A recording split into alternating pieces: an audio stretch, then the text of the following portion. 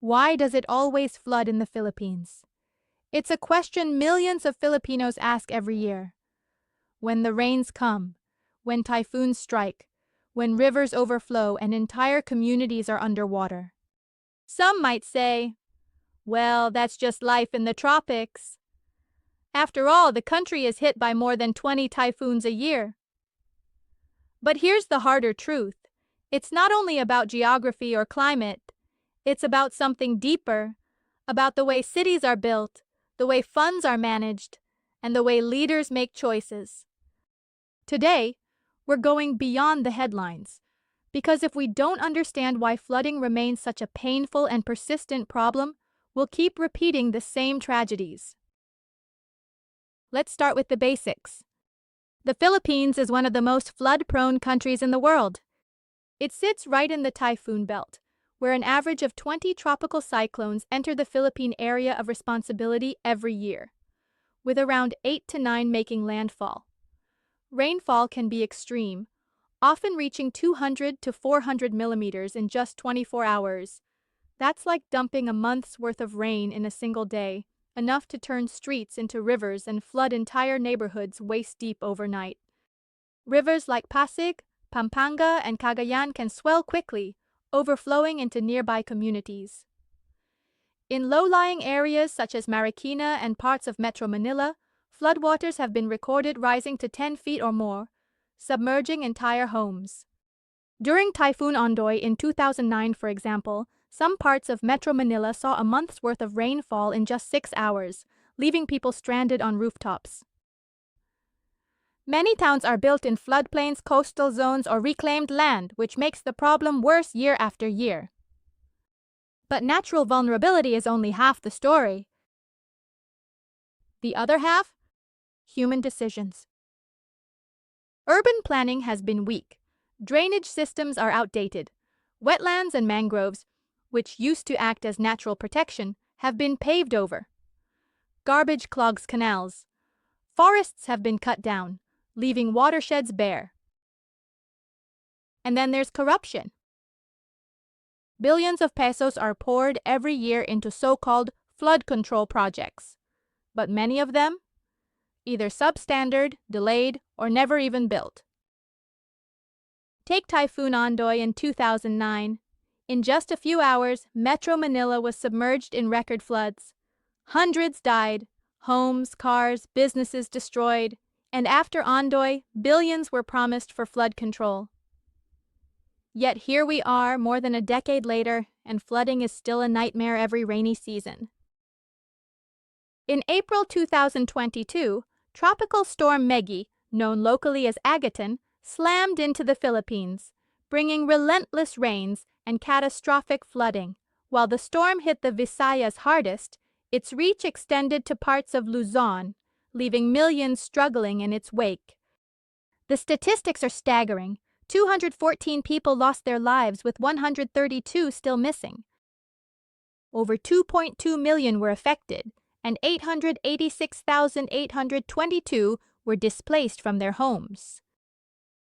More than 16,000 houses were damaged, with 2,258 completely destroyed.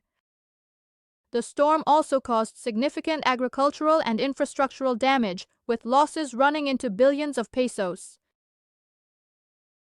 One of the most heartbreaking tragedies occurred in Baybay City, Leyte. A massive landslide buried an entire barangay, claiming 101 lives and leaving 102 people unaccounted for. These numbers are shocking, but the human stories behind them are even more devastating. But behind these numbers are stories that numbers alone can't capture. In Marikina, a mother running a small sari-sari store watched helplessly as waist-deep floodwaters swept through her neighborhood. In just hours, her store items, her only source of income, was destroyed, leaving her family without the means to recover immediately. A jeepney driver in Pasig faced a similar fate. His vehicle was completely submerged. For him, the flood wasn't a temporary inconvenience. It threatened his livelihood and the survival of his family. Children are among the most vulnerable. Students wade through waist-deep water to reach school, risking their safety. Many lose books, uniforms, and even the ability to attend class, interrupting their education in ways that can have long-term effects. Entire communities, like those devastated by Tropical Storm Maggie, faced the unthinkable. Families thought their homes were safe, only to find themselves trapped by rising waters, losing possessions, livelihoods, and even loved ones. This is the true cost of failed flood management. Every poorly constructed dike, every clogged canal, every peso stolen from flood control projects translates directly into human suffering. And this brings us to the core issue: corruption in flood control. Because when billions of pesos intended to protect communities are mismanaged or stolen, the consequences are measured not just in money, but in destroyed homes, lost livelihoods, and lives cut short. In recent months, a massive scandal erupted. Billions of pesos in flood control funds, money meant to protect lives and property, are now under investigation for mismanagement and kickbacks. So how did this all begin? For years, the Commission on Audit had been flagging issues, projects reported as finished, but not actually there, drainage systems collapsing soon after completion, contracts awarded to undercapitalized companies. But things really blew up when contractors themselves came forward. The Diskaya couple's decision to speak out was not taken lightly.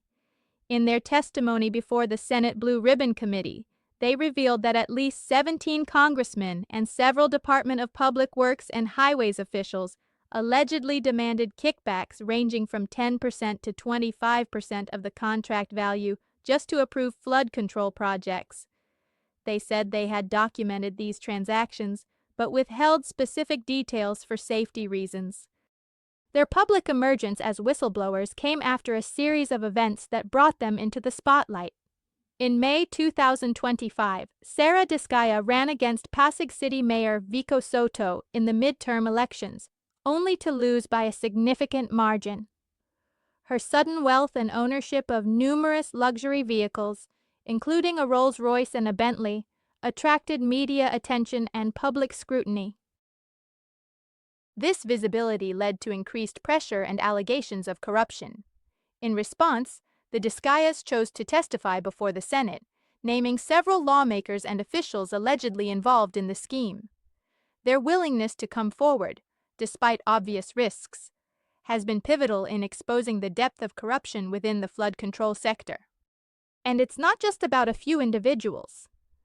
This scandal reveals a systemic problem: a network that allowed ghost projects, budget insertions, and political favoritism to dictate where flood control funds went.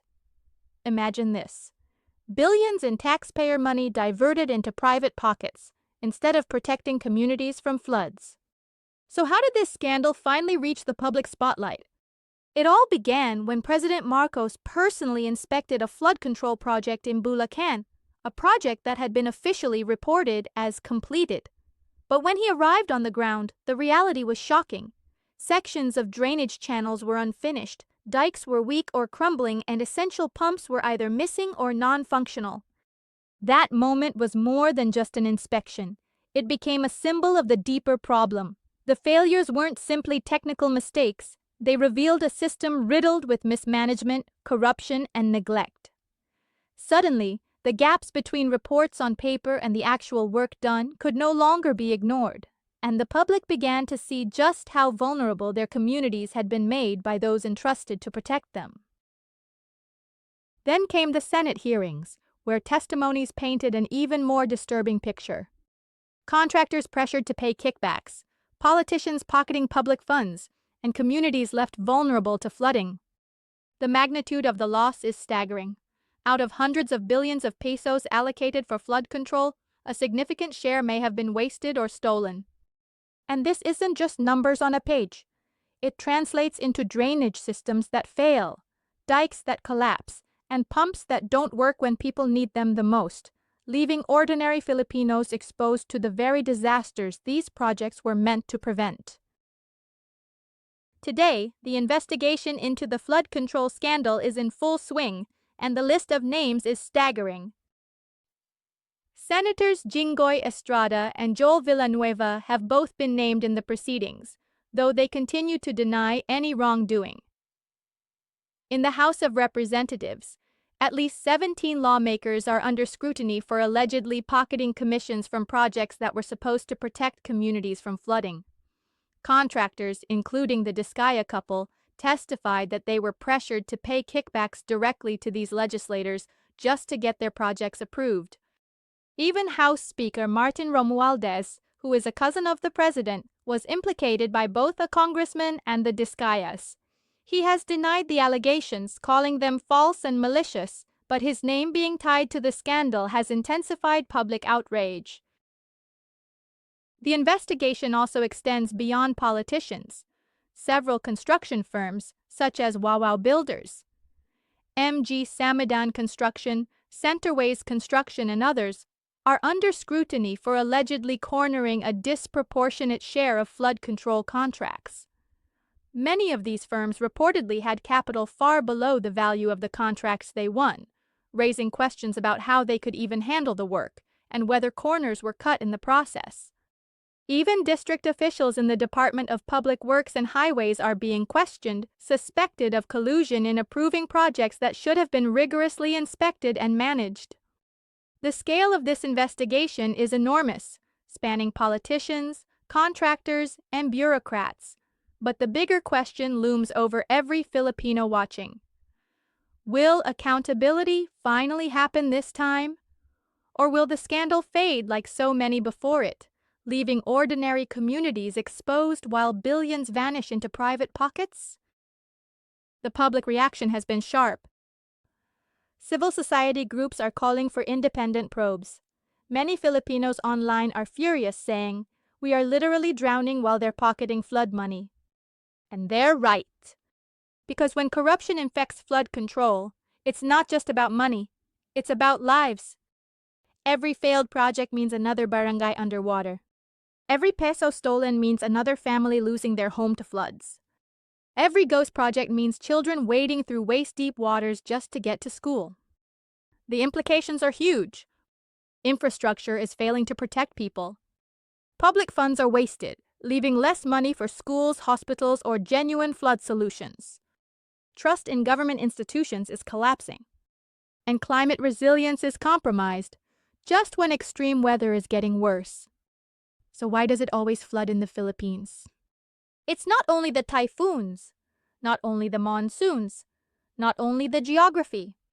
It's also because of broken systems, weak planning, and yes, corruption that steals protection away from ordinary Filipinos. For the mother who loses her sari-sari store to the floodwaters every year. For the jeepney driver whose vehicle gets submerged. For the children who cannot go to school because classrooms are underwater. Flooding isn't just a seasonal inconvenience, it's a cycle of suffering, made worse by leaders who chose self-interest over public service.